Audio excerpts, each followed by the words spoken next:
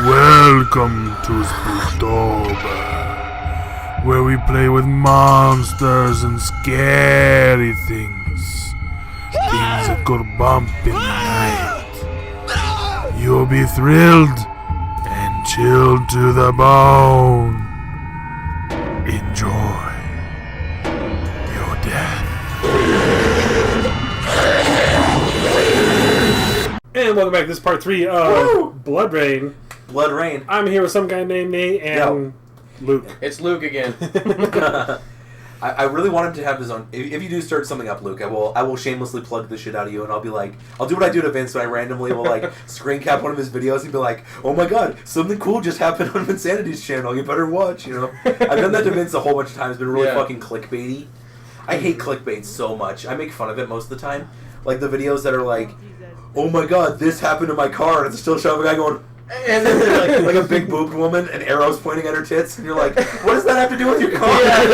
What is this? Why would I click on this video? Who are you anyway? But it's got like 70 million views, and he's got a Snapple endorsement now for some reason. That's what I'm talking about. I want free Snapple. There was one thing I wanted to ask you guys. Yes.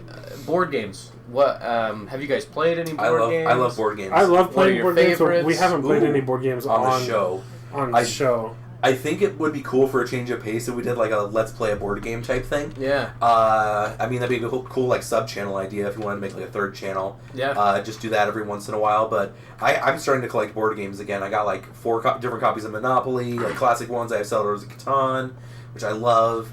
I just bought the Legends of the Hidden Temple board game, which sounds stupid, but it's actually really fun. I think I know that one. That one's super Is that the fun. one where the board kind of falls away as you play? Yeah. Yeah. That's awesome. And then there's also like the Legends of the Hidden Desert, I believe, or it's very similar. Yeah. Yeah. And then Boss Monster is one of my favorite board games. Yeah. I love Boss Monster. It's so good. I started playing that after I went to Powell's Books last time. I went to the board game section because I was like, well, I looked at every other section. I might as well go to the board games. And they had Boss Monster 2 before I really like knew what it was. And I was like, oh shit, a board game that's about retro video games? I'm in. Yeah, no, Boss Monster was one of my first board games that I ever purchased. Yes, and it's such a good game. It's so fun. I collect board games all the time. I probably have a collection of over 40, maybe even up to 50 now. Nice. Different board games, and they're nice. What are your top 5 board games you have in your collection right now? Since we're talking about that. Oh man, my top 5. We'll go into your interests here for this episode. Sure. Yeah, I haven't. You're good. Well, you know, I'm not interested in your interests. I'm out of here. I think I saw the last video too. I don't leave every video. Yeah. Oh my god, look at that! It's a beautiful house. Hey, there it is. It's like one you'd get in the game of life. It's like one of the bottom. I love board games, but I really don't have a lot. I have like 12 board games because I got all the classics: Monopoly, Clue, Scrabble, all that shit. And but those are the boring ones. Those are like the board games. That's like we ended the episode right before the level ended. Good job. Oh, it's like, what if Grandma's over and she's like, I don't know what Settlers of Catan is. We'll just play Monopoly again. Yeah. And you're like, okay. That's Grandma. the one I do love, but I keep losing my friends, so I'm not gonna play. What Settlers of Catan? Yeah. Because I keep winning. No, same with Risk. No, Risk. I also lose friends. I'm like, fuck you. I don't want to play Risk with you anymore. That is a good game, though. It's such a good game. I got Lord of the Rings Risk, which is a very rare game. I actually do. I have that too. It's funny. Yeah. I love that game. I'll do. And I have a Transformers chess. But my top 5, I would say Betrayal is definitely up in there. Betrayal, House on the Hill. Yes. I want to get the. You're talking about Oregon Trail? No, the Trail. Oh, okay. I have the Oregon Trail game if you want to play it. It's in my collection. I would love to play that because it sold out as soon as it came into the It's store. so good. Yeah. It's so fun. They made a second one where you're just doing the hunting stuff from Oregon Trail. That's not as fun than the actual Oregon Trail when you like. I should have grabbed another beer before we started this. Go grab one now. It's okay. Yeah, I'm gonna go grab one. Leave. Okay, everyone, Luke free commentary. It's back to the classics. I'm gonna eat a sandwich, so it's just Vince commentary. Oh, I'm just kidding. Lost. Oh. I was stuck in the middle with you. Oh, there's a life.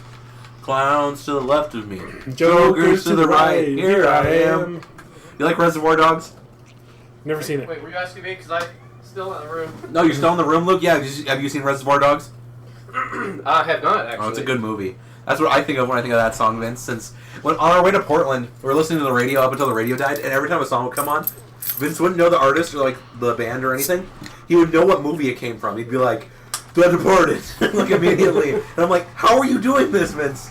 What kind of magical movie powers do you have? But at the same time, you could, like, when a Moose song came on, you're like, well, this is the Bee Gees from 1977. And you're like, okay. It's fine, though. That's nice. Everyone, like, has a savant thing when it comes to different things. Like, for me, it's, like, pointless video game history. Like, I got mad at Ty when we went to Portland Retro last year, which I'll probably get mad at you, because I'll be like, I was like, Tyler, do you know how rare that is? And he'd be like, what? And it's something that's, like, only 1 of 10, and I'll be like, and I got super mad at him once because, okay, this is going to sound fucking funny, but the rarest Sega Dreamcast was a Hello Kitty pink Dreamcast in Japan. They only made like 20 of them because they were auctioned off at a raffle at like a big arcade in Japan, and a guy was selling one for $600. Wow. Like full on with all the hookups and stuff. And Dreamcasts are region free. I did not have a spare $600 to buy said Hello Kitty Dreamcast. I never have a spare $600. I was able to buy some nice stuff. Last year at Portland Retro, there was this booth called like Worn and Weird. That was like old cartridges that had their labels like completely torn off, ripped off, dog chewed. So they were selling them for dirt, so you can get some collectible games if you didn't really care like about the label. Yeah. And if you're like, just fuck it, I want to play Donkey Kong Land. Donkey Kong. And you can always Donkey like, Kong Land a thing? Yeah, it's the Game Boy. It's the original Game Boy version. Is it really? Yeah, Oh, I actually got it in one of my boxes. Donkey Kong Country. No, Donkey Kong Country's the normal one, and then they made a spin-off called Donkey Kong Land for the original Game Boy. Well, that's something I didn't know. There you go. There's history. Nerd history for you, Luke. Nerd history is best history. Oh, shit. Burning your ankles in the water. Burning my cankles. Burning your cankles. But yeah, going back to the board games, yeah, I'd say Betrayal, for sure. Catan, another really good one. I think that one's like one everybody knows. Yeah. Dragon Strike. You probably have. I have not heard of Dragon Strike. It's made by TSR. Okay. It's kind of like TSR is the original company that made Dungeons and Dragons. Nice. Yeah. Sweet. What was that explosion? So a lot of fun there. I won't go into like super detail on Dragon Strike, but maybe we can do it. Because the rule book is this big. No, it's actually pretty small. It really hurt me. Why did that really hurt me? But then recently, Dead of Winter. That's another really good one. It's a zombie, in the wintertime. Nice. Trying to survive in your colony there, and also you have to go and scavenge for food and weapons. And that sounds right. Roll for initiative. I would definitely roll for initiative right there. Do I get Doritos? Yeah. Never get Doritos. You just keep rolling for Doritos. Yeah. Your entire party dies. There's no Doritos in this game, Nate. What are you doing? Come out of the water. It's not an option. Out of the water. There we go. Then Pathfinder. That's probably Pathfinder's good. Everyone wants me to play Pathfinder with. I'm like, 3 of my friends have like Pathfinder groups when they're like, oh my god, we need somebody. But I'm so fucking busy 80% of the time at my shitty job, or like I'm lazy and I don't want to leave my bed. That's the problem with most of those games is you get a good group together. And then like keep that group because all the other groups only meet up like once every 8 weeks. Yeah, I tried playing Pathfinder with Vince here, and him and I were like pretty much down all the time. But it was the other two guys in the group that were like, "Well, this guy can make it this week, but then next week the other guy couldn't make it." It's like, oh my god. Yeah. Oh, he got called into his job, or his wife's pregnant again. Yeah. Well, then life happens too. Like, it's completely understandable. It just it is frustrating. Clone him, and then you can always have one of them to play Pathfinder with. Have 2 Vinces? I don't know if I can handle that. I couldn't even handle it. I could barely handle myself as it is. And then Vince is cheating because Vince knows all of Vince's moves. You're like, he's like, God damn it, my clone. He knows all my moves before I do them. Oh man. But yeah, I love board games. What else do I have in my collection right now? I'm trying to collect, like, I really like stupid and nerdy themed board games as well. Like, I have like spin-off games. I don't really have many really good tabletop games other than Catan and Risk. Yeah. I really need to get more. Oh, and Boss Monster, I guess that counts, but still. Like, I really need to get... Wow. The only other card games I have are card games. Mm-hmm. And, of course, Cards Against Humanity is getting a little old now, but I still play everybody it and their grandma plays when everybody's drinking and stuff like that. That's a good one. But also, Super Fight. You guys played Super Fight? Oh, yeah, definitely. That's pretty interesting. If you can get a good group that likes to debate... That's a good game, but... Right, yeah, like, if you get a group together and they're, like, iffy on debating, or they don't know how to, like, structure their sentences, in an argument, then you have to let the other person have their time to speak, too, because you don't want to dominate anything. Oh, so, it has to have the right group for Super Fight, for sure. Yeah. There's just one Zamble in here. Look at that freaking painting, Vince. When you have a second, look at that painting. You see the one I'm looking at, right? You're done killing the zombies. The old man? Like the Yeah, dude. the old man. Yeah, look at him. Chester A. Arthur? That's not Chester A. Arthur. He doesn't have a mustache. Look at that man. He's... Well, oh, no, you're getting shot. That's Jesse Buchanan. It's just... Wait, how is a zombie operating a gun? Was that a zombie? Yeah. It's either a zombie or a mutated human. Or... Okay. Still, he knows cognitive function. He also drove his Lexus here. He's like, oh, I'm late. Damn it. I have to shoot Rain. He has it on his iPad. Yeah, it's like got an shoot appointment. Rain. I got an appointment right now. I know it's 1933, but I went to the future to get an iPad so I can remember. Oh my god. Yeah, look at this guy. He's got no eye, and he's shooting a gun. Like, how is he shooting accurately? He's sensing. Oh man, like the end of Matrix Revolution when Neo doesn't have his eyes anymore. Yeah. Spoilers to a movie that's like 12 years old, 13 years old. It's alright, you can spoil a movie. I did not like They haven't Matrix seen it by now. They're Revolutions. probably either not going to see it or don't I care. do love Hugo Weaving. By the time I love they do Hugo watch Weaving, it. he's funny. Yeah, by the time they watch it, they're like, God damn it, Nate spoiled the part where I was Neo just loses- about to watch what's that. Serenity.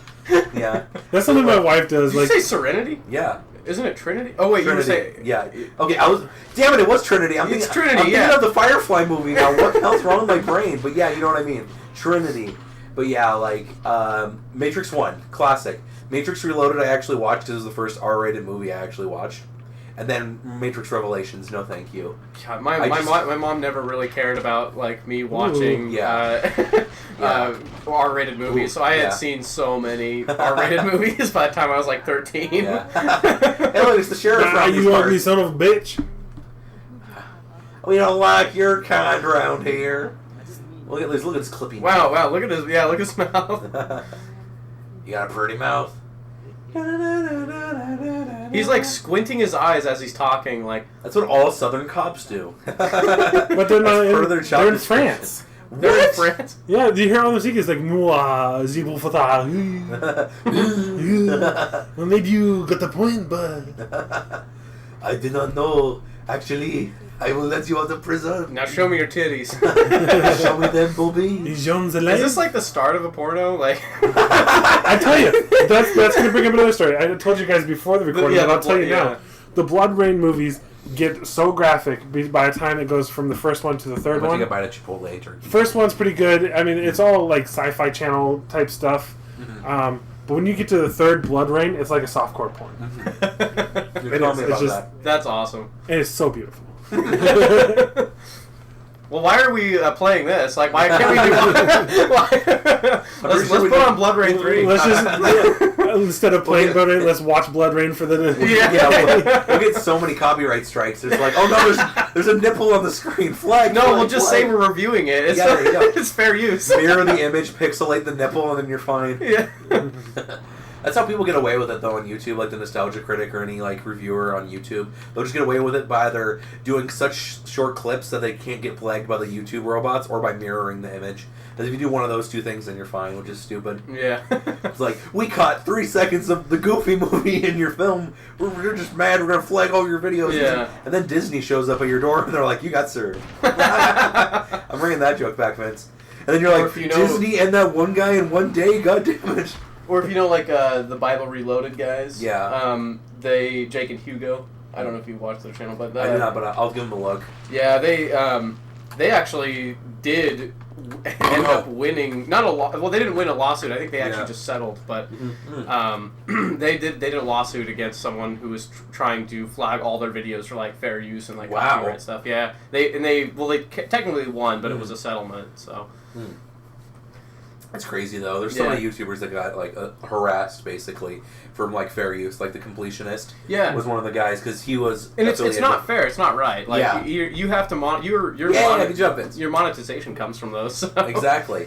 Or merchandise. That's like the only two things that YouTubers really get money for is streams and merchandise now because YouTube is just taking down so many of my things. Yeah. Like, All right, so I noticed a little early from last time, but since last time was a little bit of a longer episode, I'm gonna cut this one a minute short, or might be right at 15 by the time I actually end it. Because you're talking and talking. Yeah, talk. So, guys. Talky, and talk, smocky talk.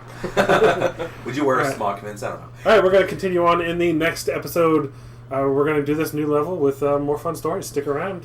Thank you guys so much for watching this adventure in Bloodrayne. Later, dudes.